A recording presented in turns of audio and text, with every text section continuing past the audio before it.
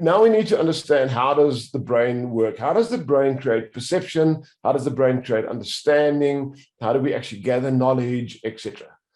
I want you guys firstly to remember that you've got two components, the conscious and the subconscious, and I am going to refer to them separately in the training. But we need to grasp first and foremost, how does any information enter my brain? Now, when we go through life, we believe that whilst we are awake, we are experiencing reality. Yes? Well, no. What we are experiencing is merely our interpretation of information that's on the outside of us. And that information on the outside of us is what most people refer to as reality. But that's actually not reality. That's just information. Reality is actually what happens on the inside of you and your own interpretation. So let's just unpack this and make this very, very clear. So there are certain elements or understandings, perceptions of reality or of the information that we all share. We have got synchronicity in some of the information.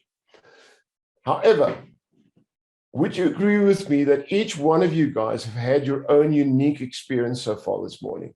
As I've been going through the training, your own life up until this moment influenced how you took in a lot of this information. Yes? Some of you guys might have had more trauma in your life, so you took it in based on the trauma that's in the background. Some of you guys are just having fun, and you're just like open and like a sponge. Some of you guys had a little bit of weed beforehand. I don't know what you went through.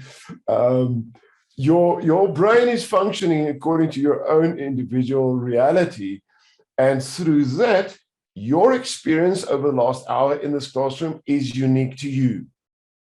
That's your reality. If you need to now explain to someone else what you've experienced, you will only give a partial explanation, because you cannot give all the information. It's too vast. It's the same concept. If you want to explain to someone where you stay and you draw a map, who's ever drawn a map to explain to someone how to get to where you are? Ever done that before? Yes? How much detail did you put on that map? Everything? Or just that little bit that you thought was important for them to grasp it? You drew a couple of lines. Did that map truly represent the vastness of the area that you're in? Or was it only limited information that went onto that map? Yes? Even if I go to a shop and I buy a map, I stay in Joburg. If I buy a map of Joburg, does the map have all of the information about Joburg on it? Or does it merely have limited information which the map maker thought was relevant? Yes? Perception works in that way. There's a vast amount of information, but our perception is merely the limited amount of information which we think is relevant.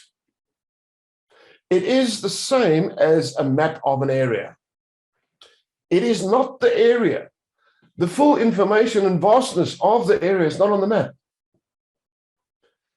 We very often believe that once we have a map of life, of reality in our brains, we believe that that is reality.